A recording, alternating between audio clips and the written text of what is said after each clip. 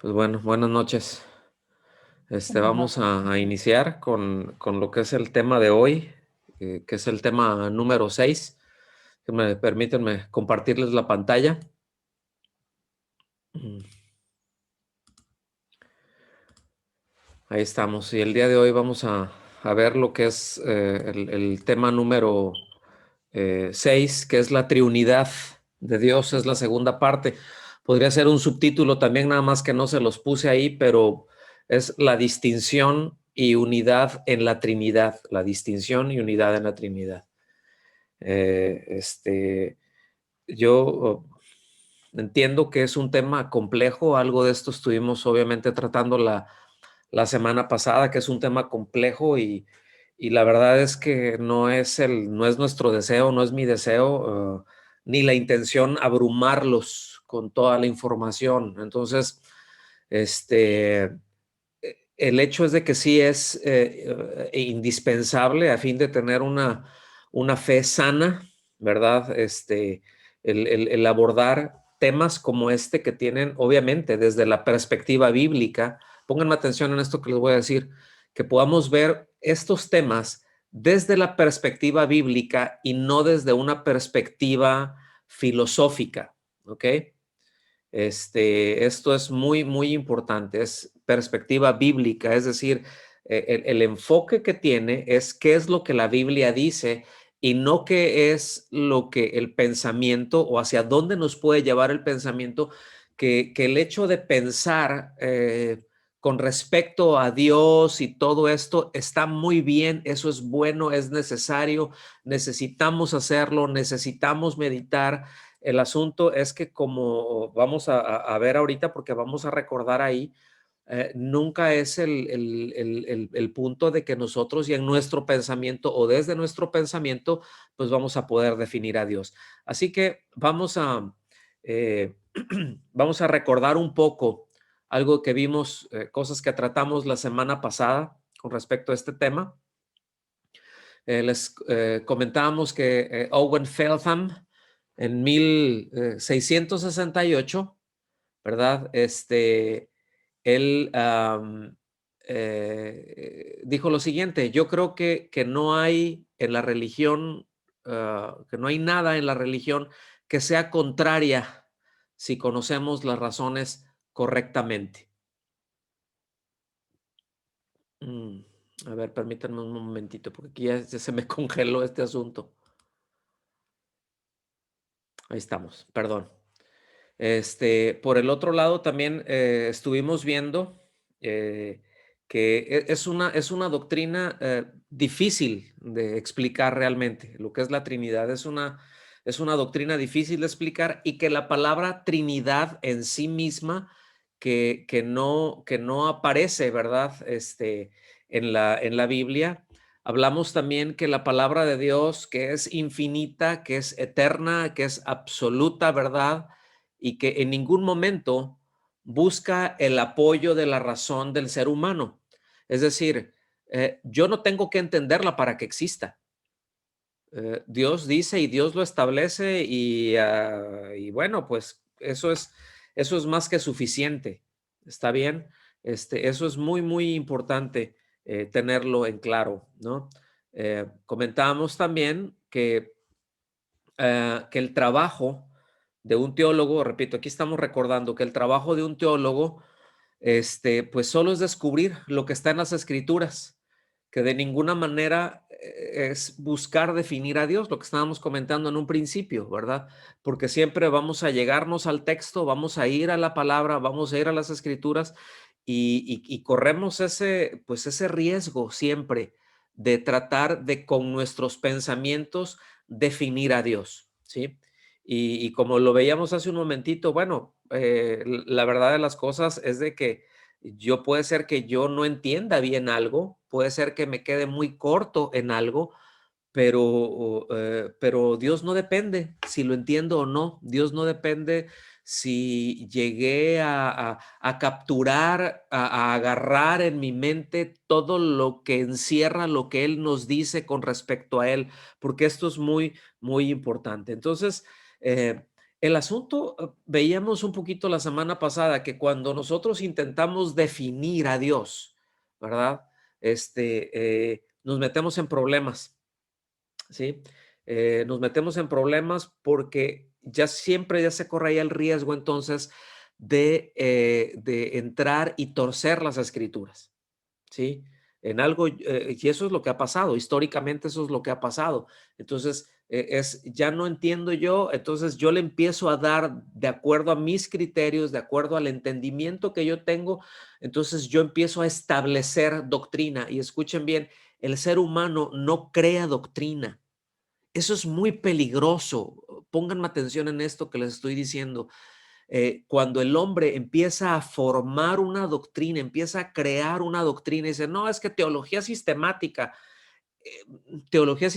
es solamente ordenar y tomar lo que ya está en las escrituras, pero la enseñanza ya está en las escrituras y eso es muy importante que nosotros lo tengamos en claro. Si la doctrina tuvo un origen humano, ese es el problema cuando un teólogo trata de definir a Dios, ¿sí? Entonces, no sé, vayan tomando notas, vayan estando ahí pendientes para al final si tenemos alguna pregunta. Estuvimos tratando también que el tema central de la triunidad de Dios, ¿verdad? Que se afirman, pues esencialmente se afirman dos cosas. Número uno, que no hay sino un Dios. O sea, solamente hay un Dios y que las tres personas, Padre, Hijo y Espíritu Santo, se llaman Dios. Es que yo no lo entiendo eso. No tenemos que entenderlo. No tenemos que entenderlo. Simplemente eso está en las escrituras y listo. ¿Sí? Seguimos avanzando porque vamos a entrar ya aquí pues ya en el tema de hoy. Si abren sus Biblias y cierran sus micrófonos, ¿verdad? Vamos a ver en Juan 17:6. Miren, todo el capítulo 17 de Juan es muy importante porque es la última, vamos a llamarlo así, la última oración en vida del Señor antes de ir a la cruz, y toca este tema donde habla de tanto una vinculación de él con el Padre, de él con los discípulos y el Padre con él, con los discípulos y bueno, son cosas que trata ahí que nos alcanzan hasta el día de hoy. Entonces Juan 17:6 dice, he manifestado tu nombre a los hombres que del mundo me diste. Eran tuyos y me los diste y han guardado tu palabra. Subraya la primera frase, he manifestado tu nombre a los hombres que del mundo me diste. ¿Por qué digo que esto es importante? Porque el Señor mismo nos está enseñando ahí, ¿sí? El Señor mismo aquí nos está enseñando cómo pensar acerca de Dios. Cuando habla él de que él nos ha manifestado el nombre de Dios, cuando porque a lo largo de todas las escrituras, esta es una de las doctrinas o es una de las enseñanzas que vamos a estar viendo, el nombre de Dios eh, vinculado con lo que son los atributos de Dios, pero esto nos enseña, repito, él nos enseña a cómo pensar acerca de Dios, nos enseña a conocerlo. De hecho, de esto trata esta parte donde él está hablando en el capítulo 17, ¿verdad? Cuando él está orando, de hecho así empieza, esta es la vida eterna, que te conozcan a ti, etcétera, y empieza a desarrollar todo esto, ¿sí? Entonces, es muy claro que nos enseña que no debemos de pensar con respecto a Dios como si fuera algo, ¿sí? Como si fuera una energía, ¿sí? Sino como una persona y anoten esto, subrayen esto, métanselo esto en la cabeza, en el corazón, ¿verdad? Pero Dios es un ser en tres personas. Dios, solamente Dios. Si digo la palabra Dios y cuando digo Dios es con D mayúscula, bueno, así por al revés, ¿verdad? Con D mayúscula, Dios es un ser que existe en tres personas. Yo sé que está difícil el asunto, pero tranquilos, el punto no es abrumarlos, ¿está bien? Pero vamos a la palabra, vamos a estudiar un poco esto. Entonces, uno de los problemas más serios que tenemos, ¿verdad? Es que pensamos que podemos, por un lado, acercarnos a la Biblia, que podemos leer la Biblia, que podemos hablar de la Biblia, que podemos tomar el Evangelio, que podemos predicar el Evangelio y que eso es suficiente. Como que, bueno, ya hasta aquí yo agarro mi Biblia y empiezo a leer y pues hasta donde me da y pues yo ahí le sigo, ¿verdad? Y ahí está el Evangelio y qué bueno, Cristo te ama y Cristo nos ama y Él le entregó su vida por nosotros y todo lo que ya sabemos, ¿verdad?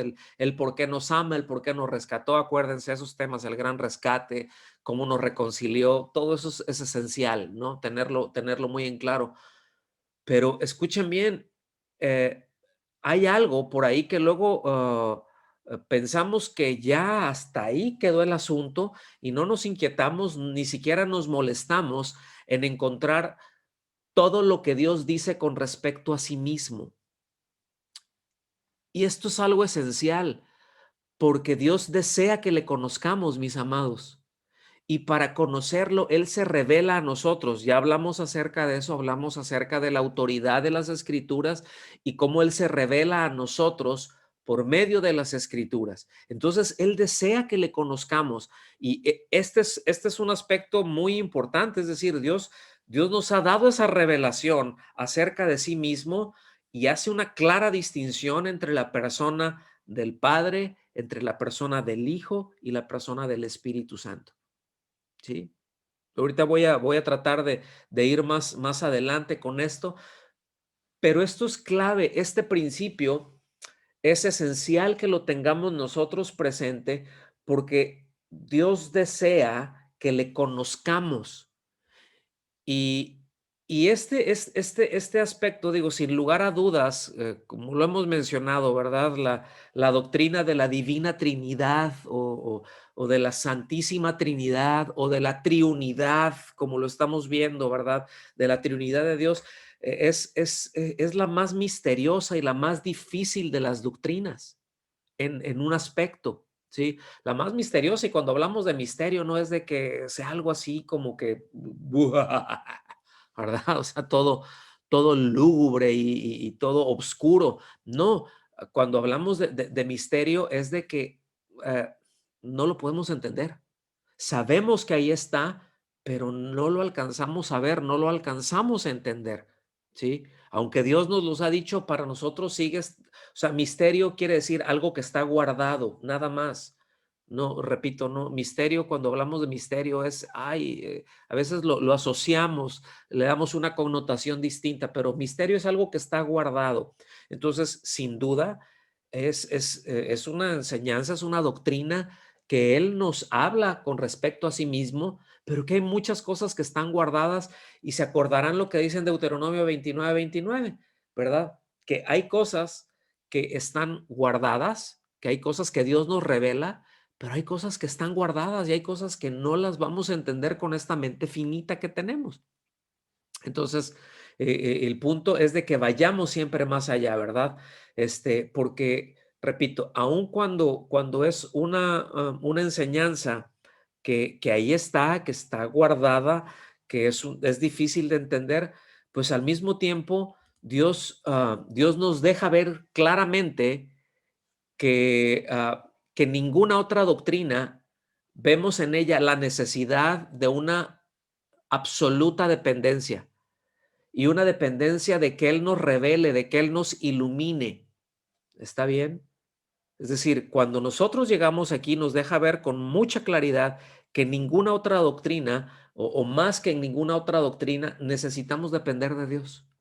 Necesitamos a la hora de acercarnos, veíamos la semana pasada que cuando abrimos las escrituras, inexorablemente, inevitablemente, nos vamos a topar siempre con el único Dios verdadero, pero en una pluralidad de personas. Desde un inicio, en el principio creó Dios.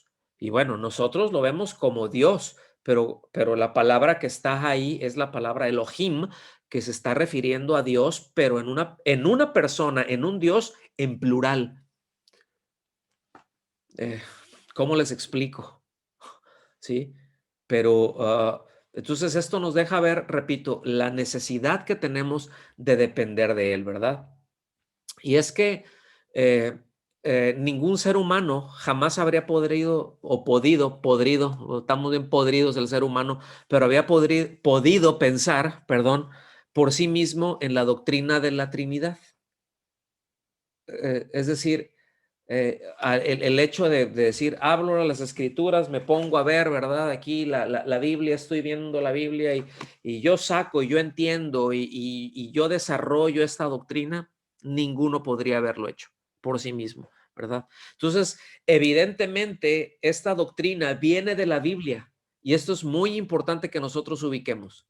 Es una doctrina bíblica, no es una doctrina de hombre. Entonces, viene directamente de la Biblia, no viene de ningún otro lado, ¿verdad? Hay hombres a lo largo de la historia, hay hombres, mujeres, ¿verdad? Que han desarrollado ciertos pensamientos con respecto a Dios, han llegado a conclusiones propias, algunas de ellas de lo más aberrantes con respecto a Dios, ¿verdad?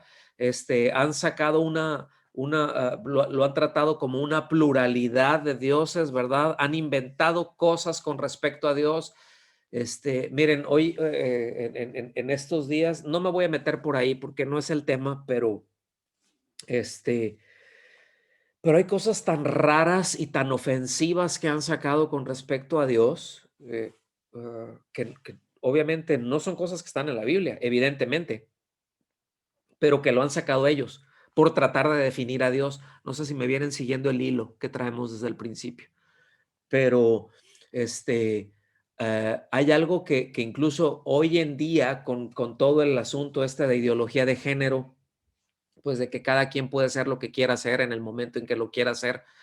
Hay algo que se llama queer theology, o sea, la teología queer.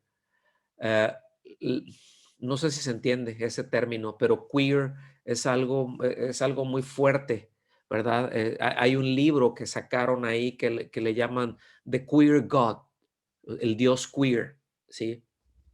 eh, y te desarrollan toda una teología en donde te dicen que Dios es homosexual y que tú no puedes entender la Biblia si no ves la perspectiva desde la homosexualidad de Dios. O sea, hay cosas que dices, Dios de mi vida, en verdad no se abre la tierra y se los traga o les cae un rayo o los muerde un perro rabioso o lo que sea por su misericordia porque les da tiempo y nos da tiempo a todos de arrepentirnos, pero es que hay cada cosa,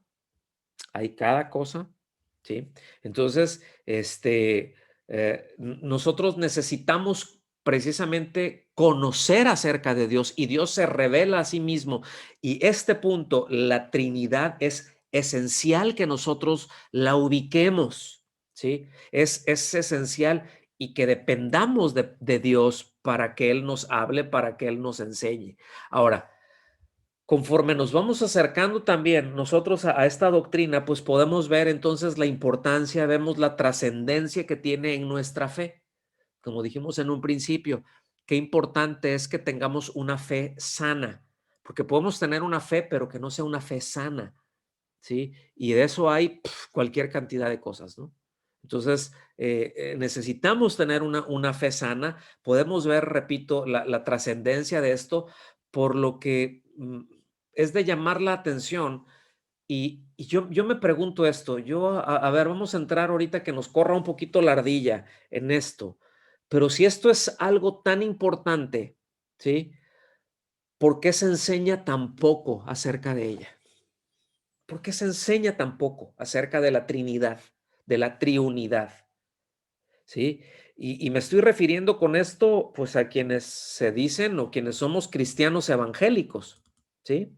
O sea, ¿por qué enfatizamos tan poco en esta doctrina? ¿Por qué se habla tan poco? ¿Por qué se trata tan poco con respecto a ella? ¿Por qué de repente como que no le quiero entrar por ahí y mejor lo evito, ¿verdad? ¿Por qué hablamos tan poco con relación a ella? ¿sí? Bueno, sin duda, la respuesta tiene que ver con la dificultad que tiene, que no es tan sencillo abordar el tema, ¿verdad? Como dijimos hace un momento, las cosas que tiene guardadas, hay cosas que no entendemos, hay cosas que no vamos a llegar a entender, ¿verdad? El misterio que tiene, pero eso, mis amados, nunca debe de ser una excusa para que no ahondemos en ella, para que no nos maravillemos en ella. Entonces, yo me temo que esto es un ejemplo de pereza espiritual, fíjense. Yo me temo que esto es un ejemplo de negligencia, pero de pereza espiritual, de un deseo de comodidad. Y póngame atención en esto, porque aquí voy a tocar algunas fibras, ¿eh? Ahorita tengan sus micrófonos apagados para que no se oiga el ouch, ¿verdad? Este, pero esto marca, sobre todo en algunos sectores de la iglesia, una tendencia de depender de experiencias personales y de evitar toda demanda de esfuerzo intelectual. Ahora, no estoy diciendo de que todo lo tenemos que elevar a la mente y que todo es acá el conocimiento, no, pero tenemos que pensar, Dios nos ha dado un cerebro para que lo usemos, para que pensemos, para que razonemos, no para definir a Dios, pero sí para dedicarnos a pensar en Él. Sí, sí me explico, para esforzarnos en Él, porque es esencial que nos esforcemos, pero a veces da mucha flojera. Entonces, yo lo hablo como predicador, lo hablo como maestro. A veces es más fácil hablar de que Dios te quiere bendecir, vamos a hablar de la Trinidad, de lo esencial, de cuál es la obra del Padre, de cómo está involucrado el Padre en la salvación y cómo está involucrado el Hijo y cómo está involucrado el Espíritu Santo, cómo al ser un mismo Dios son tres personas distintas y cada uno con una función diferente en nuestro caminar, en nuestro día a día, qué función tiene el Padre, qué función tiene el Hijo, qué función tiene el Espíritu Santo, porque al ratito empezamos a disparar ideas y empezamos mis experiencias y mis sueños y, ay, Dios de mi vida, o sea, yo tiemblo cuando un pastor o cuando un líder, cuando un predicador empieza a tratar a definir todo por sueños. Es que el Señor me mostró en un sueño, es que yo soñé esto, a mí el Señor me dijo en sueños esto. Sí, pero vamos a ver qué dice la Biblia. Y en este caso vamos a ver qué es lo que dice la escritura con respecto a la Trinidad, porque al ratito pónganme atención en esto, y yo sé que voy a tocar y que voy a pisar callos, como decimos en México, pero a veces, aun cuando estamos orando y como no tenemos a veces el entendimiento de, de la Trinidad, a veces aún en nuestras oraciones son como que disparamos para todas partes y hasta le estamos dando órdenes a Dios. Terminamos diciéndole al Espíritu Santo, ahora Espíritu Santo, ahora haz esto, o ahora Señor, hace, y, ay, jole, eso es bien delicado, ¿sí? Pero esto lo estoy planteando y lo estoy poniendo con el mayor amor, con el mayor respeto, pero enfatizando, quiero subrayar la importancia, ¿verdad? En esto, la urgencia de que podamos acercarnos. ¿Podré explicar la Trinidad? ¿Podré entenderla al 100%? No, pero ahí está. Hay una distinción, ¿verdad? Hay un solo Dios verdadero, como lo voy a estar diciendo a lo largo de toda mi vida. Hay un solo Dios y más al ratito vamos a entrar ahí, pero son tres personas distintas. Hay una distinción entre las personas, ¿sí? Entonces, pues si hemos sido negligentes en la doctrina de la Trinidad, pues qué pena, porque necesitamos crecer en eso. Ahora sí que como dijeran los ingleses, shame on us, ¿sí? O sea, qué vergüenza, pero necesitamos avanzar. Y lo digo todo esto porque cuando ya nosotros entramos a ver de lleno lo que es la enseñanza en la Biblia con respecto a la Trinidad, nos damos cuenta que es de las doctrinas, si no la doctrina más exaltada, más gloriosa, la más sorprendente, la más asombrosa, que a Dios le ha placido revelarnos, mis amados. Es decir, es una doctrina maravillosa que Dios le ha placido revelarnos. ¿sí?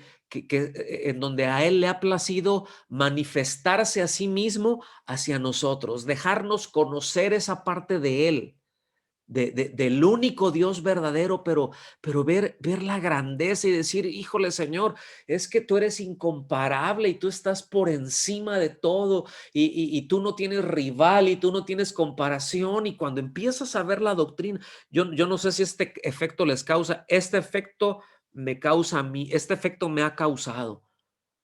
Más en las últimas semanas que me he estado echando un clavado más profundo en esto de lo que en los años anteriores había llegado, más me meto y digo, qué maravilla. Y a decirle, Señor, gracias por el interés que tienes en que te conozcamos. Yo quisiera corresponder a eso. Ahora sí que ilumíname el cerebro, que me entre luz al cerebro y al corazón para poder verlo y para poder disfrutar. Entonces, ¿vamos todos bien hasta aquí? Entonces, cómo nos acercamos a esta doctrina? ¿Sí? ¿Cómo nos acercamos a la doctrina de la Trinidad? ¿Cómo la podemos ver para tratarla, como dijimos desde un principio, desde una perspectiva bíblica? ¿Sí? Perspectiva bíblica. Bueno, lo primero que me gustaría tocar, lo primero que me gustaría decir es que nunca debemos intentar acercarnos a la doctrina de la Trinidad en términos filosóficos. Oh, graso error con esto, ¿verdad? Tremendo error, porque muchos piensan que pueden explicar esta doctrina en esos términos y se utilizan muchas ilustraciones. Sí, hablábamos la semana pasada, creo que fue, y eso ya fue vamos a llamarle así, en la sobremesa, ¿no?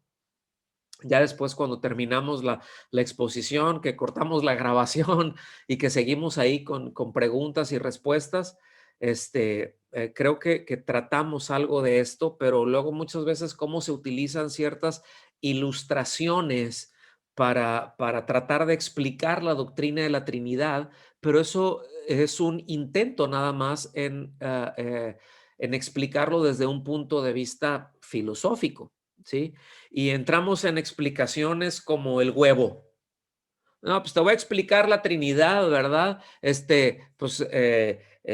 Un huevo tiene cáscara, tiene clara y tiene yema, pero es un solo huevo. Y dices, híjole, um, Dios no es un huevo, ni trates de explicarme a Dios como si fuera un huevo, ¿sí? Porque es mucho más glorioso que un huevo. O tampoco trates de explicármelo como el agua. No, pues es que mira, es que son los tres en uno, ¿verdad? Y el agua tiene tres estados, ¿verdad? Sólido, líquido y gaseoso, pero es la misma agua. Mm, No, es que eso es modalismo, eso no tiene absolutamente nada que ver, eso me estás diciendo que es el mismo elemento, simplemente a distintas temperaturas y no me puedes explicar a Dios. eh, no sé si me estoy dando a entender. A eso me refiero con que no podemos acercarnos a Él e intentar explicarlo o entenderlo en términos filosóficos, porque en términos filosóficos es a donde llegamos. ¿Sí? Y eso realmente no nos ayuda y incluso probablemente sea más peligroso que otra cosa, ¿verdad? Porque pues lleva a tratar a entender y explicarlo de una manera filosófica.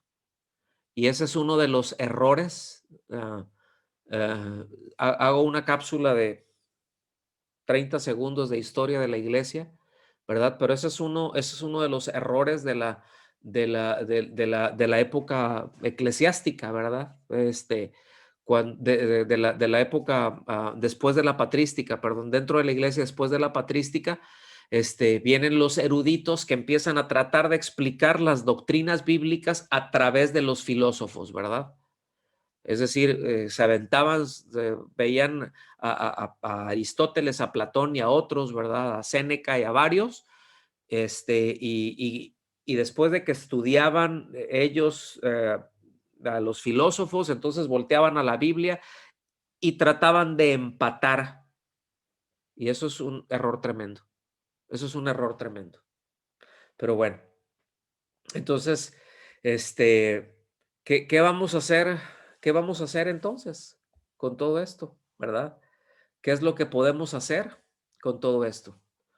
Pues yo creo que es reconocer que estamos, en primer lugar, yo creo que una de las formas más honestas que nosotros tenemos que plantearnos es que estamos delante de un misterio, es algo que está ahí, que está revelado en la Biblia, pero que no podemos entender con nuestra capacidad.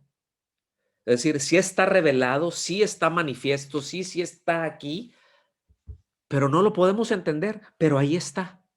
Y de esto también tratamos mucho la semana pasada, ¿verdad? Y no podemos esperar agarrar, ¿verdad? Capturar con nuestra mente este, todo esto, porque la verdad de las cosas es de que está muy por encima de nosotros, está muy por encima de nuestra capacidad y de la manera más honesta, pues, ¿qué es lo que podemos hacer? Simplemente verla, maravillarnos, eh, verlo a Él con asombro, ¿verdad? Y adorarlo con humildad, porque es un Dios maravilloso, porque es un Dios que no lo podemos explicar, mis amados, es un Dios que no lo podemos definir por muy inteligentes y por mucho que sepamos y por mucho conocimiento, por todo lo que ustedes quieran, pero no lo podemos definir. ¿Qué me queda al encontrarme con este Dios de la gloria? Sí, pues hasta donde yo veo es maravillarnos con Él, ¿no? Hasta donde yo ubico es poder maravillarnos, es poder verlo, es poder exaltarle a Él, ¿sí? Entonces, ahora, no sé, yo les dije que no, no quería entrar desde puntos filosóficos, pero no pude evitar que me corriera la ardilla y hacerme una pregunta por un par de días en todo esto. Entonces me voy a aventurar pues a media palabra, ¿verdad? Con respecto a la triunidad de Dios, a esta distinción de las tres personas. Y déjenme tratar de llegar cosas que en los que se estuve meditando. Yo les invito a que mediten en esto también, pero ver la triunidad, la divina Trinidad, verlo desde la perspectiva o desde la enseñanza bíblica de que Dios es amor, ¿sí? O enfatizar el amor como uno de los atributos de Dios, inherentes a Dios mismo, es decir, que el amor no es algo que Dios tiene, el amor es algo que Dios es, así como es omnipotente, Dios es amor, por tanto, el amor es un atributo, es una perfección de Dios. Ajá. Entonces, viéndolo desde ahí, eh, si nosotros nos detenemos a ver lo que es el amor de Dios, ah, ya de entrada implica una pluralidad de personas. Nos dice que es un Dios porque dice Dios es amor. O sea, es un solo Dios, Dios es, ¿sí? No Dios son, no, Dios es una persona, pero implica un ser, pero en tres personas. Es un solo ser, Dios, es un ser que está en tres personas, que existe en tres personas. Ahora, la premisa es esta, vengan conmigo, pongan atención en esto, porque aquí nos va a correr la ardilla tantito. ¿Están listos para un dolor de cabeza? ¿Sí? Antes de que nos dé, déjenme le doy un trago a mi cafecito. Y sé que hoy no es sábado para decir Biblia, hermanos, y cafecito, pero el cafecito es en todo tiempo. Amén. Y ya vi que Martita también dijo amén. La premisa es esta. Acuérdense, Dios es amor, pero la premisa es esta. Si el Dios eterno es amor, entonces siempre ha amado, o sea, no empezó amando, siempre ha amado, aún antes de la creación. Y podemos decir, bueno, es que antes de la creación, con amor eterno te he amado, pero eso es otra cosa. Eso es cuando se está refiriendo a nosotros, porque Dios es amor. Pero aún antes de la creación, antes de que el tiempo existiera, Dios es amor. Entonces la pregunta es, ¿a quién ha amado? ¿No indica esto una pluralidad de personas?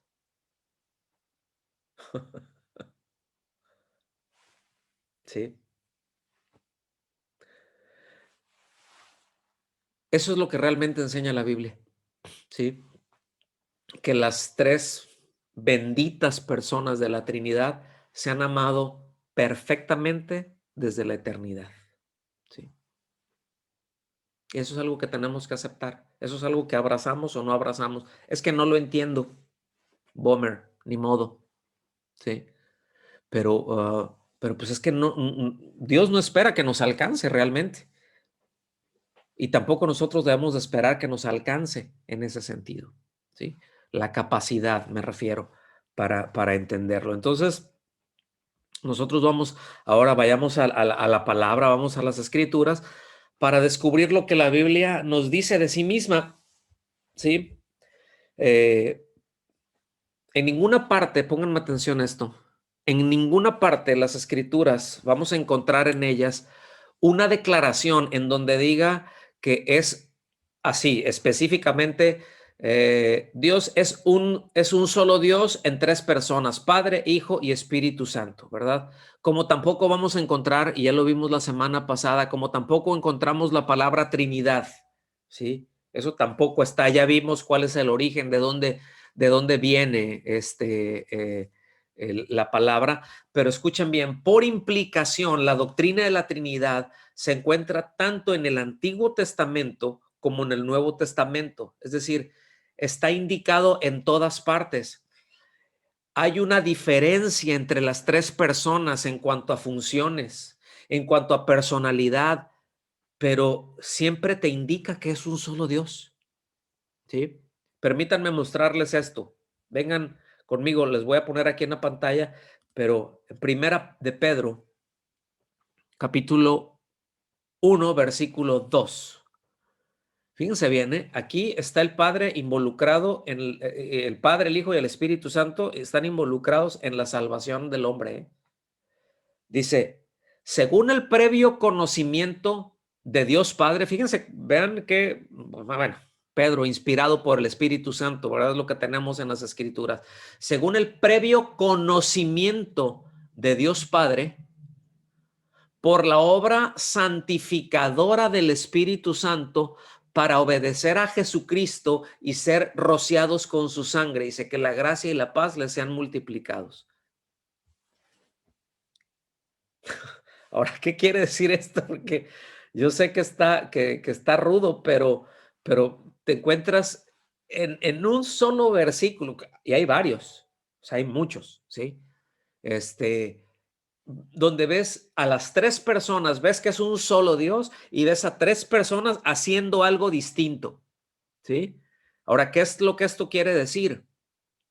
Lo que esto quiere decir es que cuando el Padre nos ha reconciliado con Él, y de esto hablamos el domingo, cuando el Padre nos ha reconciliado con Él, y esto es solamente mediante el sacrificio del Hijo, inevitablemente entramos en un proceso donde el Espíritu Santo nos transforma, donde el Espíritu Santo nos aparta, inevitablemente, ¿sí? Entonces, por eso la doctrina de la Trinidad es tan esencial y es tan maravillosa. Otra vez, insisto en esto, una y otra y por enésima vez. Es que no lo entiendo, hay cosas que no entiendo. Que nos quede claro que hay un Dios en tres personas distintas, ¿sí? Es el mismo Dios. ¿Por qué hablamos esto? Porque la doctrina de la Trinidad no significan tres dioses, ¿sí? Los unitarios a esto le han llamado triteísmo, o sea, tres dioses, ¿sí? Ah, am, la semana pasada, bueno, cuando terminamos, hubo una pregunta importante, hubo una pregunta interesante, si era lo mismo, si tenía que ver lo que es el monoteísmo con el unitarismo, ¿se acuerdan? Los que estuvieron ahí. Ah, y no tienen que ver, es decir, el monoteísmo es una cosa, el monoteísmo tiene que ver con la adoración a un solo Dios, con que se reconoce a un solo Dios, ¿sí? Se adora a un solo Dios. ¿ok? Y el unitarismo no es, no es de que se adore a un solo Dios, incluye el adorar a un solo Dios, pero es la negación de tres personas en la divinidad. O sea, el unitarismo en esencia es eso, lo tienen ahí en la presentación, en el tema de la semana pasada, lo tienen ahí, por eso es importante ubicarlo, pero el unitarismo lo que hace es que niega las personas de la divinidad, ¿sí? Las tres personas de la divinidad. Dice, es que es un solo Dios, somos monoteístas y ustedes cristianos, ¿verdad? Evangélicos, son triteístas. Y yo sí necesito hacer esa aclaración porque los unitarios están siempre listos para acusar a la doctrina de la Trinidad de hablar de tres dioses. A veces no entienden lo que están hablando, pero como es un machote que tienen como los testigos de Jehová, simplemente a veces solamente lo lanzan. No, pues son tres personas, pues son tres dioses. Porque si es un Dios personal, pues entonces son tres dioses, Padre, Hijo y Espíritu Santo. Y dices, no, eso es un error. Ah, entonces son tres dioses. Ellos dicen, fíjense bien, un argumento, una premisa que ellos sacan, que los unitarios sacan. Nos llaman unitarios, nosotros los llamamos triteístas por su doctrina del Padre, del Hijo y del Espíritu. Ustedes hablan de tres dioses. O sea, mm, ah, a lo que voy, el unitarismo no es lo mismo que el monoteísmo. Porque me atrevería a decir, por ejemplo, en el caso de los musulmanes, los musulmanes son monoteístas, pero son unitarios. Ese es un ejemplo, eso es un clarísimo ejemplo, pero también hay, como mencionábamos, dentro del evangelicalismo, también hay sectores dentro de la iglesia evangélica, protestante, vamos a llamarlo así, un sector unitario que no es nuevo, ¿sí? Que no es nuevo, es de finales del siglo X, se desarrolló a finales del siglo XIX y tuvo su boom a principios del siglo XX, ¿sí? No sé cuántos han eh, leído algo o escuchado con respecto al avivamiento de Azusa en 1906. No sé cuántos hay que en la calle de Azusa en Los Ángeles y que fue un tremendo despertar y las misiones. Bueno, previo a todo eso hubo todo un mover, ¿ok? Luego lo vamos a ver todo esto porque es muy, muy interesante, pero fue todo un mover que se dividió entre unitarios y trinitarios, ¿sí? Porque los trinitarios decían, no, no, no, nosotros solamente nuestra fe es la fe en Cristo Jesús. Y ese es el movimiento. Y ellos se dicen la Iglesia Apostólica de la Fe en Cristo Jesús. Son unitarios, ¿sí? Este, ah, pero bueno, no me quiero detener mucho a hablar acerca de esto. El asunto es de que nomás no les entra ni en la cabeza ni en el corazón que es un solo Dios, ¿sí? O sea, la Biblia es clarísima, habla de un solo Dios verdadero, pero es clarísima que habla de una pluralidad de personas en ese Dios, no de una pluralidad de dioses. Eso es politeísmo, ¿sí? Es decir, muchos dioses. Es un solo Dios en tres personas distintas. Entonces, nosotros rechazamos el triteísmo que ellos la han llamado, o sea, tres dioses, lo rechazamos por completo. Vengan, por favor, allá Deuteronomio capítulo 6, versículo 4. Esto es muy importante.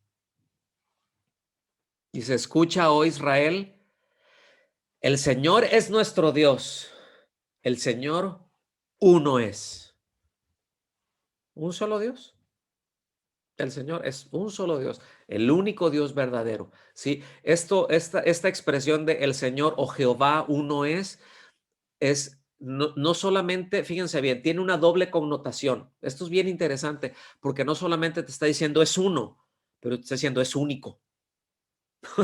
O sea, no solamente es uno, pero es que es único, ¿eh?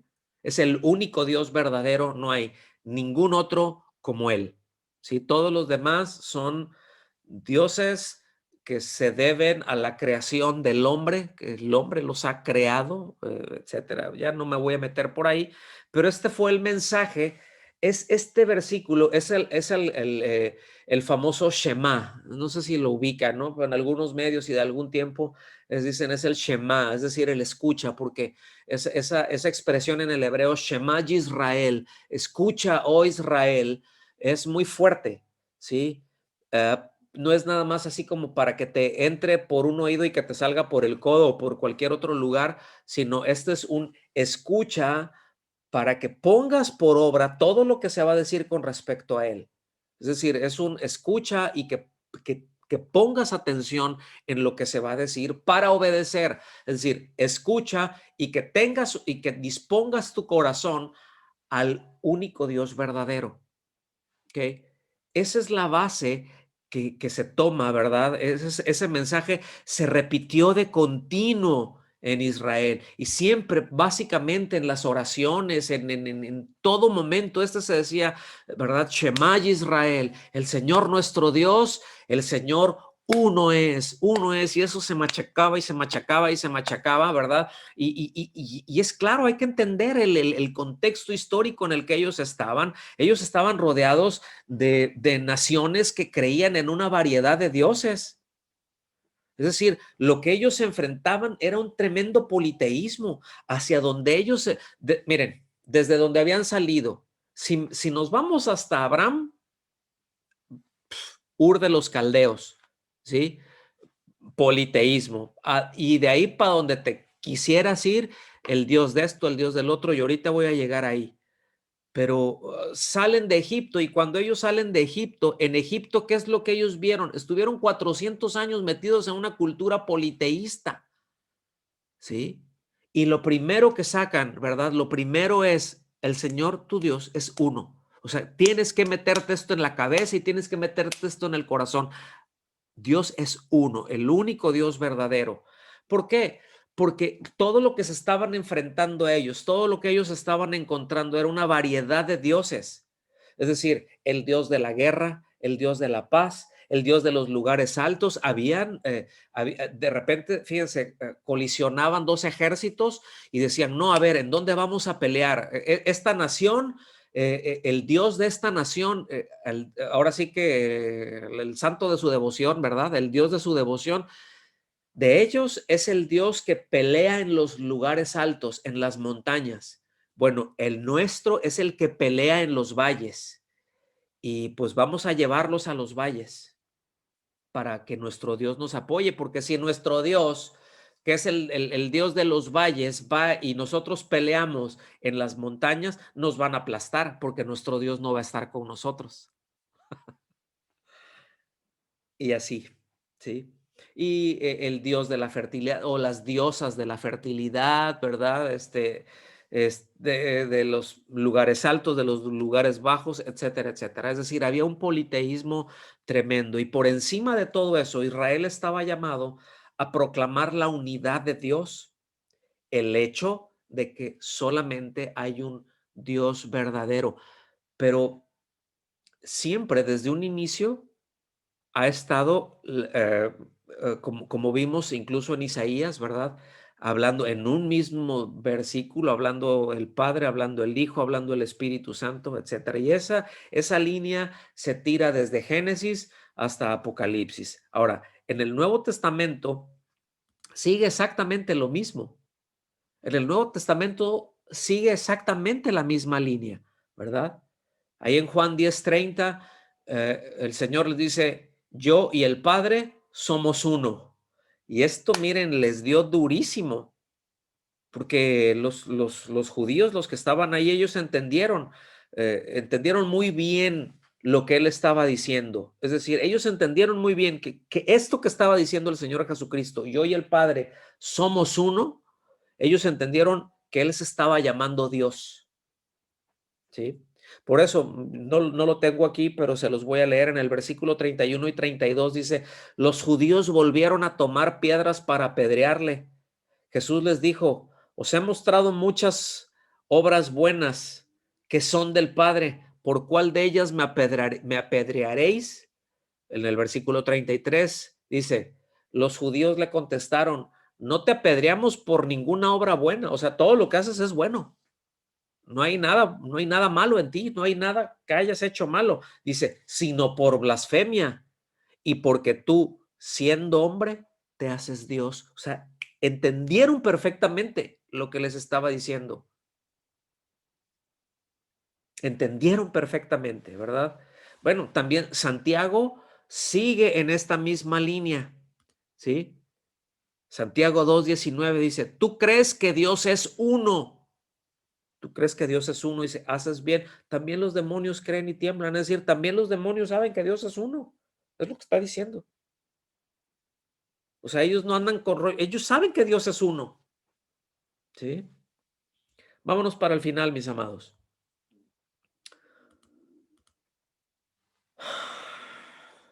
El Padre, el Hijo y el Espíritu Santo son tres personas distintas. Son un Dios. Un solo Dios. ¿Sí? Cada uno tiene una peculiaridad incomunicable a los otros. ¿Qué quiere decir esto? ¿Verdad? Que el Padre no puede ser el Hijo. El Hijo no puede ser el Padre. El Hijo no puede ser el Espíritu Santo. El Espíritu Santo no puede ser el Padre y el Espíritu Santo no puede ser el Hijo y el Padre no puede ser el Espíritu Santo y todas las combinaciones que se les ocurran o que puedan lograr con esas tres. Pero tienen esa personalidad es incomunicable. Son un solo Dios, pero cada uno es una persona distinta. Es como ahorita aquí enfrente, por ejemplo, a Pavel. Pavel es una persona y yo soy otra persona. Nos jamás podremos ser la misma persona. Jamás. Bueno, el Padre es una persona, ¿sí? El Hijo es otra persona, el Espíritu Santo es otra persona, pero es un solo Dios. Eso es lo que está revelado en la Biblia. Eso es lo explícito en la Biblia. Pero es que yo no entiendo cómo pueden ser tres personas distintas y un solo Dios. Eso corre por cuenta nuestra. Pero está revelado lo que es. Eso es la Trinidad. Entonces, cada uno sin los otros es Dios. Es decir, el Padre sin el Hijo y sin el Espíritu Santo es Dios. El Hijo sin el Padre y sin el Espíritu Santo es Dios. El Espíritu Santo sin el Padre y sin el Hijo es Dios. Un solo Dios, tres personas distintas. ¿Ok? Termino con esta última. Dios nos manda, esto lo dijo Dan Swift, o Dean Swift, más bien, Dean Swift. Dios nos manda a creer que hay una unión y que hay una distinción, unión y distinción, fíjense bien. Pero en cuanto a esa unión o cuál es o cuál esa distinción, toda la humanidad es igualmente ignorante.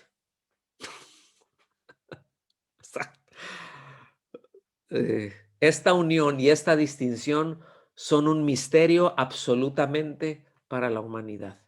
Hay una unión, pero hay una distinción. ¿En dónde se cruza una y en dónde se va la otra? Esa, Eso es un misterio para todos. Eso es un misterio para toda la humanidad.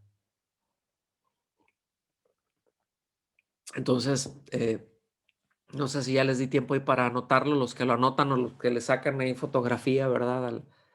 Igual si alguien necesita o quiere la presentación, se la mando, ¿eh? Se la puedo mandar por correo, no pasa nada. Pero la idea no es, bueno, pues mejor que me la manden y yo, no, mejor tome nota. Es mejor ir tomando nota. Sí, porque luego a veces nos hacemos flojitos, ¿verdad? Nos hacemos perezosos y nos hacemos negligentes y es bueno el hecho de, yo se las mando, pero haga sus propias notas, porque hay algunos que luego abrevian y le ponen un dibujito y le ponen acá. Yo no hago dibujitos. Yo los pongo plano y yo no le pongo flechitas y nada más en mis bosquejos, cuando hago mis bocetos a mano, ahí sí un círculo y una raya y luego le pongo un color por acá y le tacho y le hago así. Y ya después, ya que terminé, que ya lo paso, agarro un crayón rojo, ¿verdad? Y le hago así, todo y listo. Cada quien tiene Pastor, su le estoy estilo. tomando, pastor, Entonces, le estoy tomando fotografía. aguántenme tantito por ahí. Pues bueno, entonces, hasta aquí concluimos, ¿verdad? Este tema. Voy a dejar de compartir pantalla y voy a cortar también ya la grabación, que es lo que se va a subir por YouTube. Pero para que quedemos en un tiempo con preguntas y respuestas en caso de que las hubiera, ¿verdad?